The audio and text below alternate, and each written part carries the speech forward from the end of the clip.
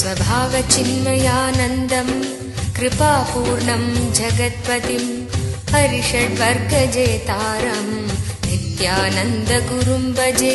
स्वभावचिन्मयानन्दं कृपापूर्णं जगत्पतिं हरिषड्वर्गजेतारं नित्यानन्द। பிராணசக்தி அப்படிங்கிறது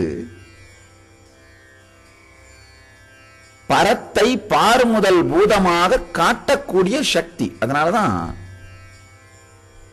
பராசக்தி, யோக மாயா, ஆத்யா சக்தியை பிராணன்னு சொல்லுவார்கள். பிராணனை வெல்வதுதான் ஞானமடைவதற்கான வழி. வெளி உலகத்துல எதுவாக நமக்கு தோன்றி எது மாயையாக நம்மை கட்டுப்படுத்தி துக்கத்திற்குள் ஆழ்த்துகிறதோ அதே பொருள்தான் உள்ளுக்குள்ளே பரமாக தோன்றி நமக்கு ஞான அனுபூதியாக மாறி நம்மை அந்த அனுபூதிக்குள்ளே முழுக வைக்கும். இந்த ரெண்டும் வேற வேற இல்லை. பிராணனை வெல்லாதவனுக்கு பார் முதல் பூதமாகவும் பிராணனை வென்றவனுக்கு பரமாகவும் ஒரே பொருள்தான் காட்சியளிக்குது. பிராணனை வெல்லாதவனுக்கு களிமண்ணாகவும் பிராணனை வெல்லாதவனுக்கு யானையாகவும் பூனையாகவும் வென்றவனுக்கு அதனுடைய மூலப்பொருளான களிமண்ணாகவும் பிரிபடும். பிராணனை வெல்லாதவனுக்கு மாமத யானையாகவும் வென்றவனுக்கு மரமாகவும் தெரியும். மரத்தை மறைத்தது மாமத யானை, மரத்தில் மறைந்தது மாமத யானை. பரத்தை மறைத்தது பார்முதல் பூதம், பரத்தில் மறைந்தது பார்முதல் பூதம். பொன்னை மறைத்தது பொன்னணி பூஷணம், பொன்னில் மறைந்தது பொன்னணி பூஷணம். தன்னை மறைத்தது தன்கரணங்களே, தன்னில் மறைந்தது தன்கரணங்களே. திருமூலருடைய திருமந்திரம். தன் கரணங்கள் அப்படின்னா வேற ஒண்ணும் இல்ல, பிராணனை கட்டுப்படுத்தாதனாலே தான் தோன்றித்தனமாக தருவலைகளாக ஓடிக்கொண்டிருக்கும் தன்னுடைய பஞ்ச இந்திரியங்கள் தான் தன் கரணங்கள். இந்த இந்திரியங்கள் இயங்குகின்ற வரை தான் என்கின்ற அந்த உணர்விற்குள்ளே நுழைய முடியாது. தான் என்கின்ற உணர்வு வெளிப்படுமானால் நாம் நினைப்பது போலே இந்திரியங்கள் தருதரமாக இயங்காது.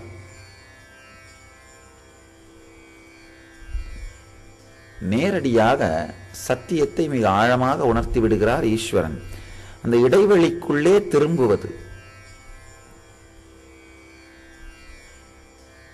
திரும்பி அகந்தனை தினம் அகக் கண்கான் தெரியும் என்றனை என் அருணாச்சலா அப்படின்னு ரமண மகர்ஷி உள்ள சொல்றார். அக்ஷரமண மாலையில திரும்பி அகந்தனை தினம் அகக் கண்கான் அப்படின்னா அந்த உள்ளுக்குள்ளே பார் முதல் பூதமாக இருக்கின்ற இந்த பிரபஞ்ச சக்தி பரமாக தனக்குள் இருக்கும் பொழுது அதற்குள் ஒடுங்குங்கள்னு சொல்றாரு.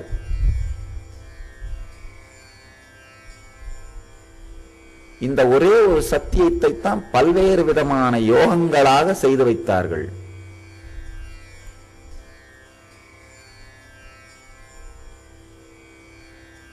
ஏதாவது ஒரு குருவின் மீதோ கடவுளின் மீதோ ஏற்படுகின்ற பக்தியின் மூலமாக இந்த பார் முதல் பூதத்தை விட்டு பரத்திற்குள்ளே விழுவது பக்தி யோகம். இந்த பார் முதல் பூதம் நிலையில்லாதது அப்படிங்கிற விவேகத்தினால், நித்யானித்ய வஸ்து விவேகத்தினால் பரத்திற்குள்ளே விழுவது ஞான யோகம். இந்த பார் முதல் பூதமாக பரம் தோன்றிக் கொண்டிருப்பதற்கான காரணம் என்னன்னு பார்க்கறது. இந்த களிமண் பொம்மையை செய்யும் பொழுது உள்ள சில சப்போர்ட் வைப்பாங்க. களிமண்ணை பொம்மையாக மாற்றும் போது சப்போர்ட் இருக்கும். இந்த களிமண் பொம்மையாக செய்யப்படும் போது ஏன் அந்த யானையினுடைய காது யானையோட காது மாதிரி நிக்குது? அந்த களிமண் அப்படி யானை மாதிரி செஞ்சு வச்சா பிடிச்சி அப்படியே நிக்குது இல்லையா? இல்ல எலி மாதிரி செஞ்சு வச்சா அப்படியே நிக்குது இல்லையா? பூனை மாதிரி செஞ்சு வச்சா அப்படியே நிக்குது இல்லையா? அது நிக்கிறதுக்கு காரணம் என்னன்னா, அந்த செய்யும் பொழுது அதன் மேல் கொடுக்கப்படும் அழுத்தம், விசை. அதே மாதிரி இந்த பரம் பார்முதல் பூதமாக நமக்கு தெரிவதற்கு காரணம், நாம் அது மேல வச்சு அழுத்துற ஆசை அச்சங்கிற உணர்வு. அந்த ஆசை அச்சங்கிற உணர்வு இல்லாமல் இந்த உலகத்திலே ஆழ்ந்து இயங்குவீர்களானால், இந்த பார்முதல் பூதமும் பரம் என்கின்ற ஒரு பொருளில் இருந்துதான் செய்யப்பட்டதுன்னு தெளிவு வந்துடும். அந்த மாதிரி இயங்குவதுதான் கர்மயோகம். இந்த மூன்றையுமே, பக்தி யோகம், ஞான யோகம், கர்மயோகம், இந்த மூன்றையும் முழுமையாக கலர்ந்து அதுக்கும் ஏதாவது கொஞ்சம் ஆழமா சேர்த்தீங்கன்னா அதுதான் சாமி கொடுக்கிற நித்யானந்த யோகம். அதனால்தான் நம்முடைய பரம்பரையில பார்த்தீங்கன்னா இந்த மூன்றுக்கும் முழுமையான இடம் இருக்கும். ஆசை அச்சம் இல்லாது வெளி உலகத்திலே இயங்குதல்.